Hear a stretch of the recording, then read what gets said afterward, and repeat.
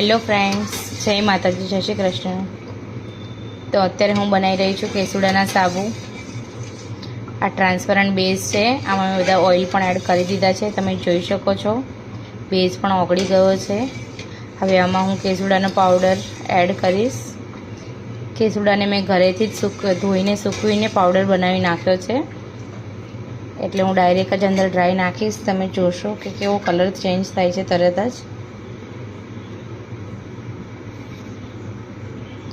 આ કેસુડાનો પાવડર મેં ઘરેથી તૈયાર કરેલો છે। કેસુડાને ધોઈને તડકામાં સૂકવીને એકદમ ડ્રાય કરીને એનો પાવડર બનાવેલો છે, તમે જોઈ શકો છો। એનો કલર તરત જ ચેન્જ થાય છે।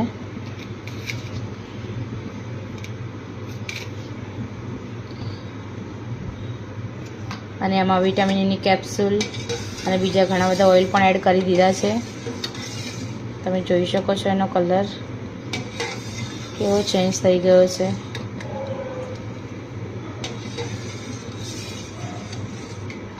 ગરમીમાં આ સાબુ ખૂબ જ ઠંડક આપે છે, બાળકો માટે પણ ખૂબ જ સારા હોય છે।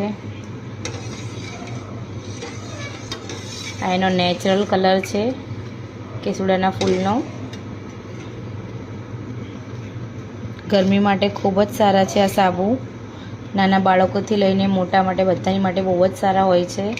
તો જો તમારે પણ આ સાબુ લેવો હોય તો મારો કોન્ટેક કરી શકો છો। હોલસેલ ને રિટેલ બંનેમાં મળી જશે। આમાં કોઈ પણ જાતનું કેમિકલ નથી એડ કરેલું। વિટામિનની capsule, coconut oil, almond oil, glycerin, એ બધા જ ઓઇલ તમારી સ્કિનને એકદમ સ્મૂથ રાખે છે અને મોઇશ્ચર પણ આપે છે। અને આ સાબુના નાહવાથી તમને એકદમ ઠંડક મળશે। અત્યારે ખૂબ જ ઠંડી ગરમી પડી રહી છે, તમને બધાને ખબર જ છે। તો આવી ગરમીમાં કેસુડાના સાબુ ખૂબ જ ઠંડક આપે છે। તો જે કોઈને પણ આ સાબુ લેવો હોય તે કોન્ટેક કરી શકો છો।